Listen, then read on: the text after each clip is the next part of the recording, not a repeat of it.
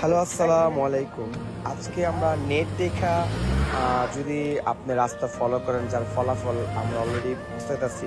Net দেখে আমাদের এমন একটা রাস্তায় ঢুকাই দেওয়া হয়েছে, মানে আনডিসক্রাইবেবল, মানে এমন একটা রাস্তা, এটা আমি প্রথমে উপলব্ধি করছিলাম এই রাস্তাটা যাওয়ার মতো না, বাট তারপরও সাহস করে ঢুকছিলাম, ভাবছিলাম এটা যাওয়া যাবে, কিন্তু দেখেন পদে পদে বিপদের সম্মুখীন হইতেছে।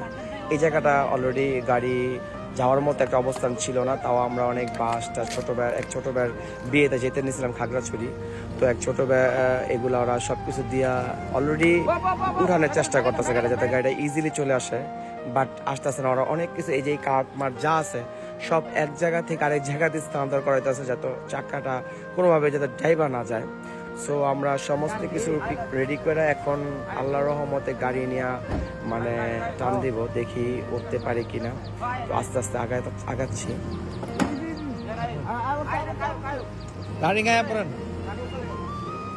রানিং আয়া পড়েন, গাড়ি আয়া পড়েন। হ্যাঁ, আলহামদুলিল্লাহ সামনের চাকার উঠে গেছে, বাট এখন পিছনেরটা, কারণ পিছনের রোড বেশি থাকে, পিছনের চাকাটা যদি উঠে যায় ওই জন্য আমরা আর একটু প্রিপারেশন নিচ্ছি। যা যা দেওয়া দরকার দিচ্ছি, বরাবর বামে লন, একটু একটু করে আগাচ্ছি। গাড়ি গেরান দেন। আলহামদুলিল্লাহ পিছের চাকা উঠে গেছে, সবাই অনেক খুশি ছিল, বাট সামনের দিকে আরো ভয়ঙ্কর অবস্থা। এটা এমন একটা রাস্তা একদম খাড়া, তার মধ্যে একদম স্লাইডি একটা রাস্তা, মানে মনে হয় বৃষ্টি হয়েছিল বা ওই যে শীতের সময় তো খুব কুয়াশা ছিল, রাস্তাটা খুবই স্লাইডিং, মানে একদম স্লাইড ছিল, যার কারণে চাকা আমি জোরে টান দেওয়ার সময় চাকাগুলা এক জায়গাতে ঘুরতেছিল, যার কারণে আমি উঠতে পারিনি। আমি বুঝতেই পারছি এই জায়গাতে ওঠা একদম ইম্পসিবল।